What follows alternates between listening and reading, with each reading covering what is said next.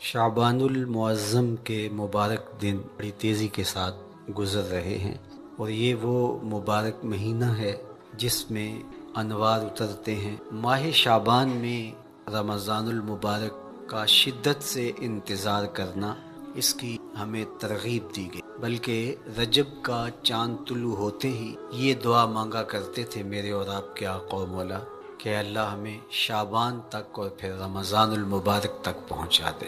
اس مہینے کا آنے والے موسم نور کا استقبال کرنا، اس کے شوق میں بے تابیوں کا اظہار کرنا، یہ اللہ جل شانہ کے ساتھ محبت کی علامت ہے۔ شعبان المعظم کے دن گن گن کے گزارے جائیں کہ اتنے دن رہ گئے ہیں رمضان المبارک میں، اب اتنے دن رہ گئے ہیں رمضان المبارک میں۔ انسانی ذہن میں یہ سوال پیدا ہو سکتا ہے کہ متعینہ وقت پر تو اس مہینے نے آنا ہی ہے، اور اگر زندگی موجود رہی تو اس کو پا ہی لیں گے، تو اس شدت سے انتظار کرنے کا کیا مطلب؟ تو اس کا جواب یہ ہے، بیرون ملک سے کسی کے بزرگ نے، والد نے یا کسی کے بیٹے نے آنا ہو تو وہ 2 ماہ قبل ہی آنکھیں فرش راہ کیے ہوتے ہیں اور گن گن کے دن گزار رہے ہوتے ہیں، اور جو ہی لمحے قریب آتے ہیں تو پھر گھڑیاں اور ساعتیں بھی گنی جاتی، بار بار گھڑی دیکھتے ہیں ابھی تک پہنچے نہیں، جبکہ یہ طے ہے کہ 5:02 پہ فلائٹ اترے گی۔ تو بار بار گھڑی دیکھنے کا مطلب لاہور سے 2 گھنٹے یہاں گجرانوالہ میں پہنچتے ہوئے لگیں گے، لیکن ہر 10 منٹ کے بعد کہ ذرا پتہ کرو کہاں تک پہنچے ہیں۔ کیا مطلب اس کا؟ مطلب اس کا یہ ہے کہ جب سینے میں کسی کا انتظار رکھا ہوا ہو تو پھر بے تابیاں، بے چینیاں، اضطراب موجود ہوتا ہے۔ ہم دنیا کے لوگوں کے ساتھ جو ربط و رشتہ رکھتے ہیں اس کے مطابق ان کا انتظار ہوتا ہے۔ کچھ آنے والے ایسے بھی ہوتے ہیں جنہوں نے ہمیں بتایا ہوتا ہے کہ فلاں دن ہم پہنچیں گے، اور وہ دروازے پہ دستک دے رہے ہوتے ہیں اور ہم سو کے اٹھ رہے ہوتے ہیں، اور اچانک جب پتہ چلتا ہے کہ فلاں باہر دروازے پہ دستک دے رہے ہیں تو ہم استقبال تو کر رہے ہوتے ہیں، لیکن ہمارے ذہن میں یہ بھی ہوتا ہے وہ میں بھول گیا، تو اب تو یہ کام بھی میرے ذمے ہے، تو مجھے یاد آ گیا ہوتا۔ تو جن لوگوں کے لیے دل میں محبتوں کی جگہ ہو تو ان کے لیے پھر سارے کام مؤخر کر کے ان کے استقبال کیے جاتے ہیں۔ یہ مہینہ اللہ کی رحمتوں کا موسم بہار ہے، چھم چھم رحمتیں برستی ہیں، انوار اترتے ہیں، گناہگاروں کو آتش دوزخ سے نجات بخش دی جاتی ہے۔ تو اس کا استقبال کرنا، اس کے لیے انتظار کرنا، گن گن کے دن گزارنا، لمحے اور ساعتیں بسر کرتے ہوئے بار بار ماہ سیام کا ذکر کرنا، یہ اس مہینے کے ساتھ محبت کی دلیل ہے، اور اس مہینے کے ساتھ محبت اللہ سے محبت کی دلیل ہے۔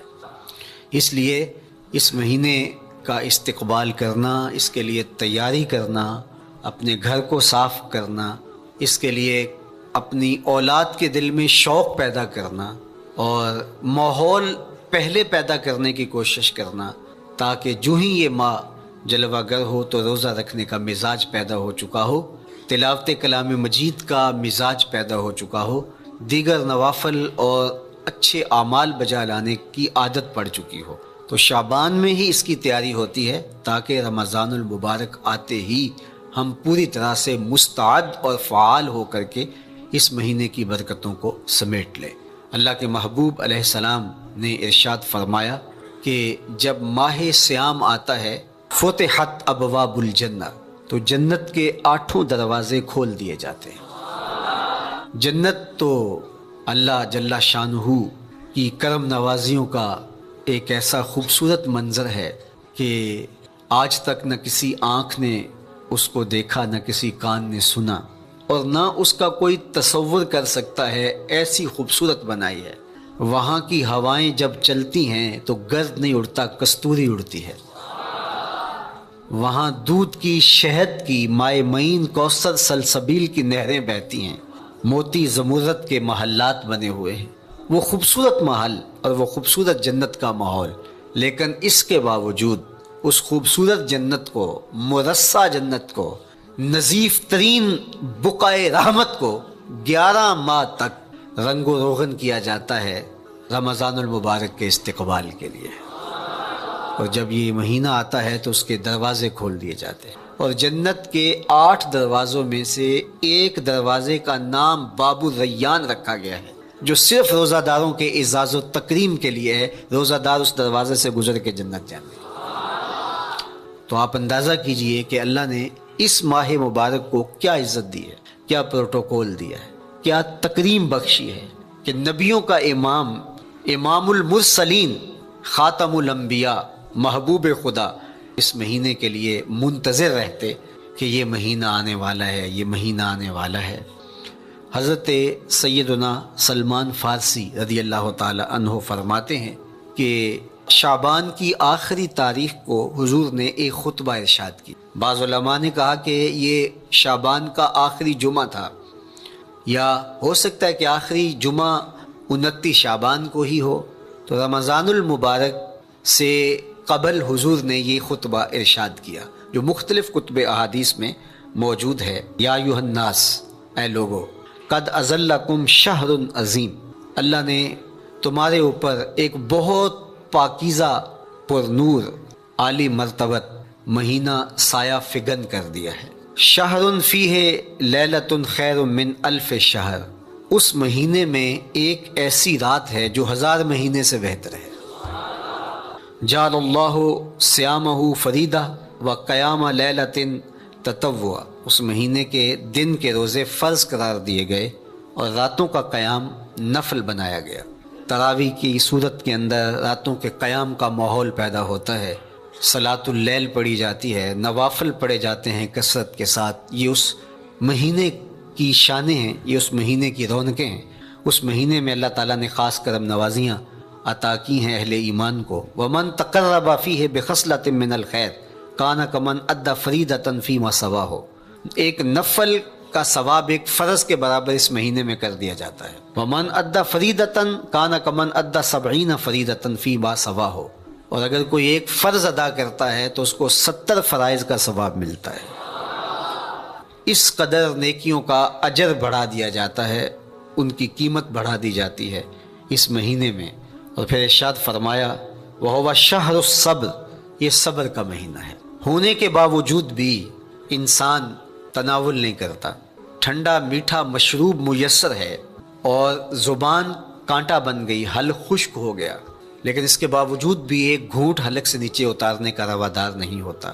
وضو کرتے بھی احتیاط کرتا ہے کوئی قطرہ آب حلق سے نیچے نہ ٹپک جائے۔ تو یہ صبر سکھاتا ہے، جب ہو بھی تو انسان اس سے گریز کرے، تو جب ہوگا نہیں تو پھر انسان صبر کا عادی بن جاتا ہے، تو یہ صبر کی عادت ڈالتا ہے۔ یہ شہر الصبر ہے۔ پھر فرمایا والصبر ثوابہ الجنہ، اور سنو صبر کا ثواب جنت ہے۔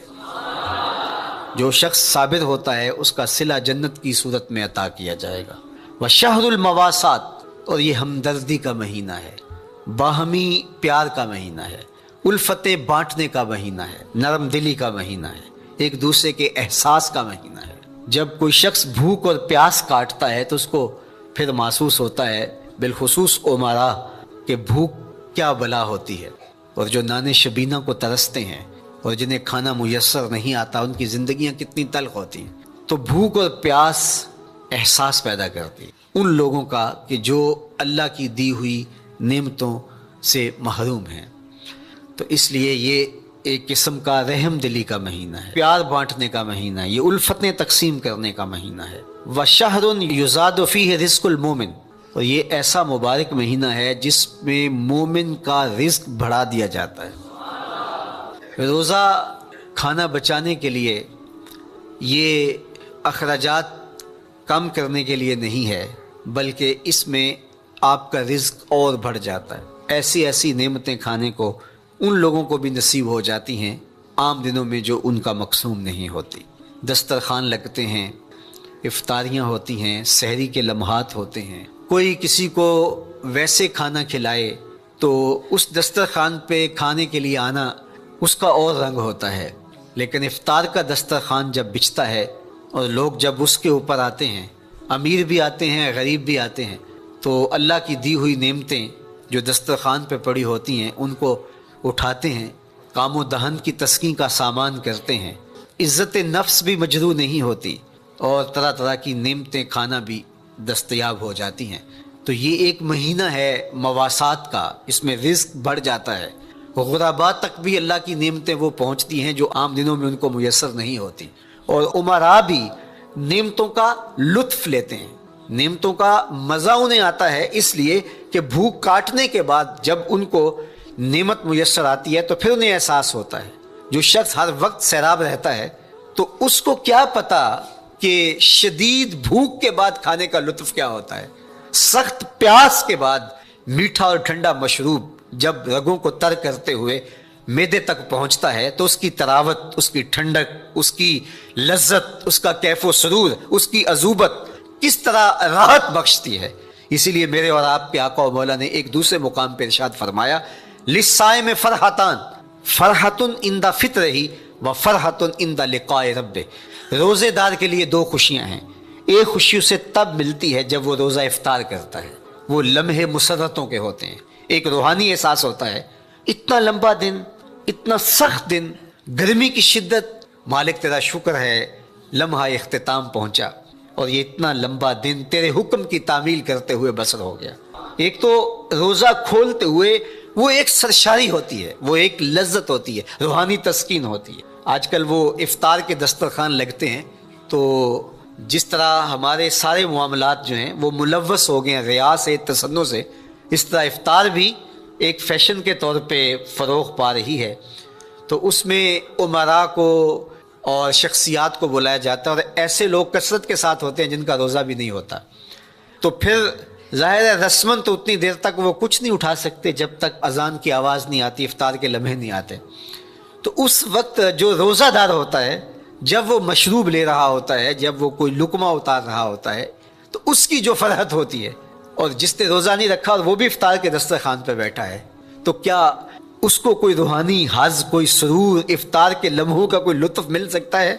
وہ بیچارہ کتنا بے چین ہوتا ہوگا کہ یہ شخص ہے کمزور ہے، سارا دن مزدوری کر کے آیا ہے اور اس کا بھی تو سارا دن گزر گیا بھوک اور پیاس سے، اور میں صحت مند ہوں اور سارا دن ٹھنڈے ماحول میں رہا ہوں اور مجھے توفیق نہیں ملی، تو وہ گھونٹ کتنے مشکل اس کے لیے ہوتے ہوں گے۔ اور روزہ دار کے لیے کس قدر وہ آسودہ بخش لمحے ہوتے ہیں کہ جب اس کو یہ مسرت ہو رہی ہوتی ہے کہ مالک تیرا شکر، گرم موسم، زباں کانٹا، حلق خشک، اور تو نے تکمیل تک لمحے پہنچائے اور میرا دن خیریت سے گزر گیا، تو وہ اس کے لیے ایک خوشی کا لمحہ، روحانی مسرت کی کیفیت۔ اور دوسری کہ جب وہ ٹھنڈا اور میٹھا مشروب، سارے دن کی سوکھی ہوئی زبان اور خشک حلق، اور انسان کی جو ہے وہ رگیں بھی، انتڑیاں بھی خشک ہو چکی ہوتی ہیں، تو ٹھنڈا اور میٹھا مشروب جب انسان کے معدے کی طرف بڑھ رہا ہوتا ہے، زبان بولے نہ بولے، ایک ایک رواں اللہ کی حمد بول رہا ہوتا ہے، اور تشکر انسان کے رگو ریشہ سے ادا ہو رہا ہوتا ہے، اور اس کی کیفیت، اس کی سرشاریاں، اس کی لذتیں وہ دیکھنے کی ہوتی ہیں۔ تو کہا للصائم فرحتان، روزے دار کو تو ایک فرحت اس وقت ملتی ہے عند فطر ہی، جب وہ روزہ کھولتا ہے، روحانی فرحت بھی، جسمانی فرحت بھی، وفرحۃ عند لقاء ربہ، اور دوسری فرحت اور دوسری خوشی اسے تب ملے گی جب اس روزے کے صلے میں اللہ تعالیٰ اپنے رخ انور سے پردہ اٹھا دے گا اور روزہ دار کو اپنے دیدار کی دولت عطا کرے گا، تو وہ پھر منظر دیکھنے والا ہوگا، روزہ دار کی آنکھیں ٹھنڈی ہو جائیں گی۔ اصل افطار تو وہ ہوگی نا، اللہ اکبر، اصل تو شربت دیدار ملے گا جو روح کی پیاس بجھا دے گا، جو من کی بھوک مٹا دے گا۔ تو کہا للصائم فرحتان، فرحۃ عند فطرہ و فرحۃ عند لقاء ربہ، روزہ دار کے لیے دو خوشیاں ہیں، ایک خوشی وہ ہے جب اس کے جسم کی پیاس بجھتی ہے، اور ایک خوشی تب ملے گی جب روح کی بھوک مٹے گی، جب من کی پیاس بجھے گی، اور پھر وہ سرشاریوں کے عالم میں دیکھتا ہی چلا جائے گا، اور وہ سیراب ہی نہیں ہو پائے گا کہ میں ان دو آنکھوں سے دیکھ رہا ہوں، کاش کہ لوں لوں دے مڈ لک لک چشمہ، ایک کھولا تے ایک کجا ہوں۔ وہ اس آرزو میں ہوگا کہ میرا رواں رواں آنکھ بن جائے اور میں اس دیدار سے فیضیاب ہوتا چلا جاؤں۔ تو وہ کیا لمحے ہوں گے، وہ کیا گھڑیاں ہوں گی، وہ کیا ساعتیں ہوں گی، کوئی لفظ نہیں ہے جن لفظوں میں ان حقیقتوں کو بیان کیا جا سکے، اس لیے کہ وہ منظر ہی وراء الورا ہوگا۔ تو روزہ دار کو فرحت ملتی ہے جب وہ روزہ کھولتا ہے تو فرمایا وَشَهْرٌ يُزَادُ فِيهِ رِزْقُ الْمُؤْمِنِ، اس میں مومن کا رزق بڑھا دیا جاتا ہے۔ وَمَنْ فَطَّرَ فِيهِ صَائِمًا كَانَ مَغْفِرَةً لِذُنُوبِهِ، جس نے روزہ دار کا روزہ افطار کروایا۔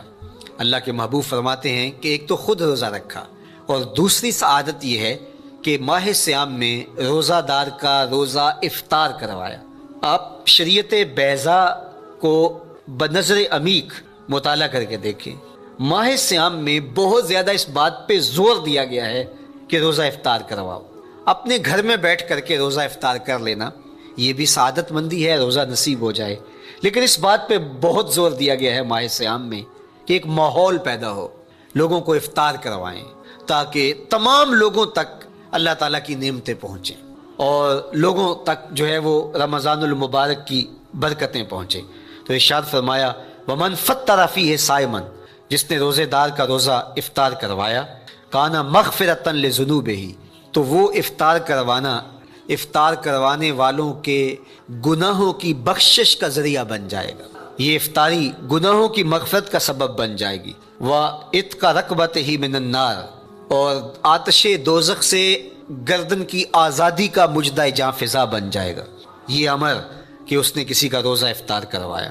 وَقَانَ لَهُ مِثْلُ أَجْرِهِ مِنْ غَيْرِ أَنْ يَنْقُصَ مِنْ أَجْرِهِ شَيْءٌ، اور روزہ افطار کروانے والے کو روزہ رکھنے والے جتنا اجر ہی دیا جائے گا، لیکن روزہ رکھنے والے کے اجر میں بھی کوئی کمی نہیں واقع ہوگی۔ جتنا اس نے سارے دن کی بھوک اور پیاس کاٹ کر کے تکلیف اٹھا کر کے روزہ رکھا، جس نے شام کو اس کو افطار کر دیا اتنا ہی ثواب اس کو عطا کر دیا جائے گا، اس کا اجر کم کیے بغیر۔ اللہ اکبر، یہ امت کے لیے اللہ نے کیا پیکج دیا ہے، کیا کرم نوازیاں ہیں اس امت کے لیے۔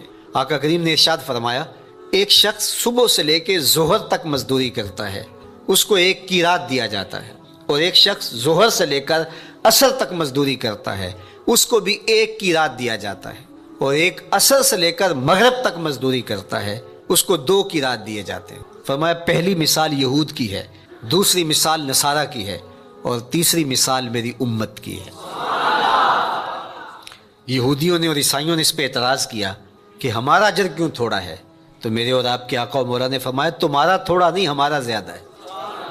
آج کل اگر 1000 روپیہ مزدوری چلتی ہو مزدور کی، تو کوئی شخص صبح سے شام تک ایک شخص سے مزدوری کروائے اور 1000 روپیہ دے دے، اور دوپہر کو اڈے سے جا کے ایک مزدور اور لے آئے اور شام کو اس کو بھی 1000 روپیہ دے آئے، اور ایک شخص کو عصر کے وقت لائے اس کو 2000 روپیہ دے دے، تو 1000 والا کہے کہ میرے سے زیادتی ہوئی ہے، تو اس سے زیادتی تو نہیں ہوئی، اسے تو پوری مزدوری دی گئی ہے۔ اب اس پہ مہربانی ہوئی ہے، اس پہ رحمت ہوئی ہے۔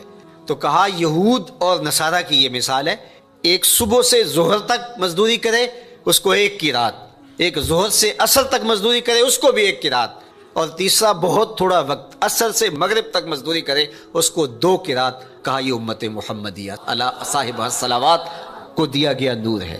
تو ایک شخص نے سویر سے لے کر شام تک روزہ رکھا، بھوک کاٹی، پیاس کاٹی، سخت شدت کی گرمی سہی، اور ایک شخص نے شام کے وقت اس کو روزہ افطار کروا دیا۔ اور سنو حضور علیہ الصلوۃ والسلام کا فرمان، جب حضور نے فرمایا کہ اس کو پورا اجر ملے گا پہلے کے اجر کو کم کیے بغیر، تو صحابہ کا تو دل تڑپنے لگا کہ یہ کتنی بڑی بات ہے۔ اب آپ جانتے ہیں کہ یہ زمانہ ایسی معاشی خوشحالیوں کا نہیں تھا، لوگوں کے پاس تو نان شبینہ بھی میسر نہیں ہوتا تھا۔ تو صحابہ نے جو سوال کیا، قالوا یا رسول اللہ صلی اللہ علیہ وسلم، انہوں نے کہا اے اللہ کے پیارے رسول صلی اللہ علیہ وسلم، لیسا کلنا یجد ما یفطر الصائم، ہم میں سے تو ہر بندہ یہ طاقت نہیں رکھتا کہ روزہ دار کو روزہ افطار کروا دے، تو یہ اتنی بڑی سعادت، تو یہ تو پھر اہل زر ہی یہ سعادت حاصل کر پاتے ہیں، ہمارے جیسے لوگ تو پھر جو مال و دولت نہیں رکھتے تو وہ تو پھر یہ سعادت نہیں حاصل کر پائیں گے۔ تو میرے اور آپ کے آقا و مولا نے کیا فرمایا؟ قال، حضور نے ارشاد فرمایا یؤتی اللہ ھذا الثواب، یہ ثواب اللہ اسے شخص کو بھی عطا کرے گا، من فطر صائما علی مزقۃ لبن او تمرۃ او شربۃ من ماء، فرمایا کہ یہ اجر اللہ اس کو بھی عطا کرے گا جس نے کسی کا روزہ 1 گھونٹ دودھ سے کھلوا دیا، یا 1 کھجور سے کھلوا دیا، یا پانی کے 1 گھونٹ سے اس کا روزہ افطار کروا دیا۔ لازمی نہیں ہے کہ دسترخوان سجا ہو، انواع اقسام کے کھانے پڑے ہوں اور وہ افطاری ہی افطاری قرار پائے گی، جس نے کسی کو وہاں باہر ٹوٹیوں سے پانی کا گلاس بھر کے، کٹورا بھر کے سادہ پانی بھی پیش کر دیا تو اس کو بھی ثواب مل جائے گا۔ کتنا ثواب ملے گا؟ پورا روزہ رکھنے کا ثواب اس کو ملے گا۔ کتنی رحمتوں کی لوٹ سیل لگی ہے۔ کوئی ایسے بھی بانٹتا ہے، کوئی ایسے بھی کرم نوازیاں ہوتی ہیں، لیکن میرے رب کے خزانے کتنے کھلے ہیں۔ میں نے مدینہ المنورہ میں ایک شخص کو دیکھا کہ وہ روزے کے وقت وہاں سے ہی گلاس لیتا اور زمزم سے بھرتا اور روزہ داروں کے آگے رکھتا چلا جاتا، اور روزانہ اس کا یہ عمل ہوتا۔ نماز عصر کے بعد شروع ہوتا، جتنی اس کی پہنچ ہوتی ہر ایک کے آگے رکھتا چلا جاتا۔ پانی بھی وہاں سے لیا، گلاس بھی وہاں سے لیا۔ اللہ اکبر! فرمایا دودھ کا ایک گھونٹ یا پانی کا ایک گلاس یا ایک کھجور اس نے کسی کو پیش کی اور اس نے اس سے روزہ کھولا، اللہ کے محبوب فرماتے ہیں پہلے کے اجر میں بغیر کسی کمی کے اس کو پورا ثواب روزے کا نصیب ہوگا۔ اللہ اکبر! اب سنو، پھر حضور نے ارشاد فرمایا ومن اشبع صائما، اور جس نے صحیح اہتمام کے ساتھ روزے دار کو اچھا کھانا کھلایا، اچھی پرتکلف افطاری دی، سقاہ اللہ من الحوض شربتا لا یظمأ حتی یدخل الجنہ، اس کو حوض کوثر سے ایسا جام ملے گا کہ اس کو کبھی پیاس نہیں ملے گی یہاں تک کہ جنت میں چلا جائے گا۔ اللہ اکبر! اس کو کوثر کے جام نصیب ہو حشر کی گرمی میں۔ اور آپ کو معلوم ہے، علماء سے آپ نے بارہا سنا ہوگا کہ جام کوثر جس نے ایک بار پی لیا پھر 50,000 سال کے دن میں اس کو دوبارہ پیاس نہیں لگے گی۔ یہ جام کوثر کی خصوصیت ہے۔ فرمایا وَهُوَ شَهْرٌ أَوَّلُهُ رَحْمَةٌ، یہ وہ مہینہ ہے جس کے پہلے 10 دن رحمت ہیں اور اس کا درمیانی اشرا مغفرت ہے، وَآخِرُهُ عِتْقٌ مِّنَ النَّارِ، اور اس کا آخری اشرا جو ہے وہ آتش دوزخ سے نجات کا ضامن ہے۔ فَاسْتَكْثِرُوا فِيهِ مِنْ 4 خصال، کہا کہ 4 کام اس مہینے میں کثرت کے ساتھ کرو۔ خصلتان ترضون بہما ربکم، 2 کام تو وہ ہے جس سے تم اپنے رب کو راضی کرو گے۔ وخصلتان لا غنا بکم عنہما، اور 2 کام ایسے ہیں کہ ان سے بے نیاز نہیں ہو سکتے تو وہ تمہیں کرنے پڑیں گے۔ اما الخصلتان اللتان ترضون بہما ربکم، وہ 2 خصلتیں، 2 کام جن کے ذریعے سے تم اپنے رب کو راضی کر سکو۔ فشہادت اللہ الہ الا اللہ، وہ گواہی دینا ہے لا الہ الا اللہ، وتستغفرونہ، اور تم کثرت سے استغفار کرو، اللہ سے بخشش مانگو۔ یہ 2 کام تم نے کرنے ہیں۔ وَأَمَّا الْخَصْلَتَانِ اللَّتَانِ لَا غِنَىٰ بِكُمْ عَنْهُمَا، اور وہ چیزیں جن کے بغیر تمہیں چارہ نہیں ہے۔ فَتَسْأَلُونَ الْجَنَّةَ وَتَعُوذُونَ مِنَ النَّارِ، اللہ سے جنت طلب کرو اور دوزخ سے پناہ مانگو۔ تو یہ 2 کام جو تمہاری ضرورت ہے تم اس مہینے میں کثرت کے ساتھ کرو۔ تو یہ مہینہ رحمتوں کی لوٹ سیل کا مہینہ ہے، یہ کرم نوازیوں کے امٹتے ہوئے دھارے ہیں، یہ سیل رحمت ہے جو کہ من کی سیرابی کا سبب اور ذریعہ ہے۔ خوش نصیب ہیں جو ماہ صیام کو خوبصورتی کے ساتھ بسر کرتے ہیں، اس کے آنے سے پہلے استقبال کرتے ہیں، گھروں میں صفائی کریں، اہتمام کریں، مساجد میں اہتمام کریں، تاکہ بچوں میں یہ شوق پیدا ہو کہ ماہ صیام آ رہا ہے۔ جب ہم بچے تھے تو ہمارے والدین رمضان المبارک سے قبل ہی رمضان المبارک کی تیاریاں شروع کر دیا کرتے تھے۔ اس وقت گھر میں شربت تیار ہوا کرتے تھے گڑ کے، اور وہ پہلے ہی مائیں گھر میں تیاری کرنا شروع کر دیا کرتی تھی۔ ایک شوق پیدا کرنا مقصود ہوتا ہے۔ تو کچھ چیزیں ایسی ہیں کہ آرڈر لکھیں اور 1 سیکنڈ میں گھر پہنچ جائے، لیکن کچھ چیزیں یہ جو ہے وہ تیار کرنی چاہیے، شوق پیدا ہو۔ گھروں کے اندر ماؤں کو چاہیے کہ افطاری کو اہتمام کے ساتھ تیار کریں تاکہ بچوں کو شوق پیدا ہو اور یہ ایک ماحول پیدا ہو، قرآن مجید کی تلاوت کا ماحول پیدا ہو، جاگنے سونے کے جو ہے وہ شیڈول مرتب کیے جائیں، مساجد کی آبادی کا سامان کیا جائے۔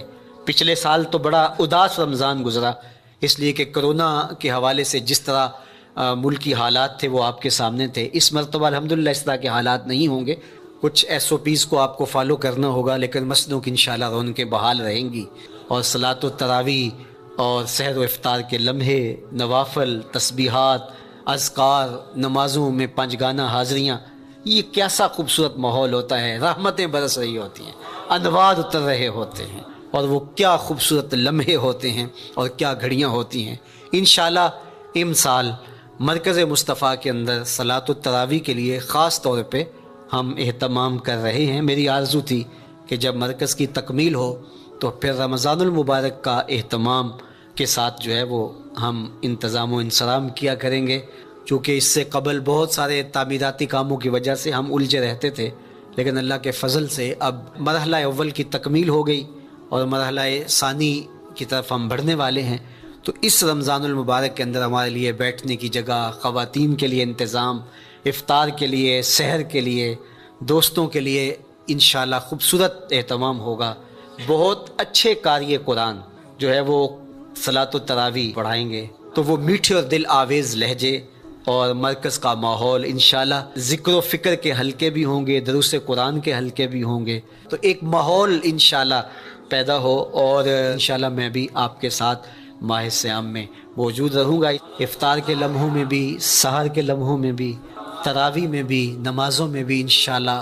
اور پھر جب ہم ہوں گے تو ماہ صیام ہوگا، رحمت کی گھڑیاں ہوں گی، اترتے ہوئے انوار ہوں گے، محبتوں کا ہجوم ہوگا، افطار کے میلے ہوں گے، سحری کے خوشگوار لمحے ہوں گے، قرآن کی دل نواز صدائیں ہوں گی، اور مرکز مصطفیٰ کا نورانی پرکیف سرمدی ماحول ہوگا، اور ہم اپنے رب سے اس کی رحمتیں طلب کریں گے۔